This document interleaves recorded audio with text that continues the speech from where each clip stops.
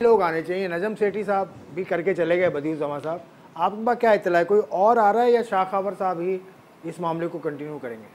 देखिए पीसीबी आपने खबर भी दी है, बिल्कुल खबर मैं वही पीसीबी आपसे से, सुनना मेरी चाह रहा हूँ। पीसीबी से जो बात हुई थी तो उसमें यही कहा था कि देखिए जो हम हमारा जो कानून कहता है, ये जो आइन कहता है, लेकिन वो आइन आपके मुताबिक तो जब बोर्ड ही नहीं चल रहा बोर्ड नहीं तो चला, आइन आइन कैसे नहीं चला। चलेगा। तो लेकिन यही था कि दो ऑप्शन उनके पास है, तो मेरे ख्याल में इसी पे बात हो रही है कि शाह खबर जो है वही जो है इसको लीड करेंगे और उनको ये टास्क दिया जाएगा कि भाई आपने जो है इलेक्शन करना है। फिर नई मैनेजमेंट कमेटी जो अगर वो आती है तो उसका भी पहला टास्क ये होगा कि सिर्फ और सिर्फ कौन आ रहा है? एक चेहरा, देखिए चार कोई नाम, बड़ा नाम? एक तो मोइन खान जो है साबिक क्रिकेटर कप्तान, उनका नाम आ रहा है।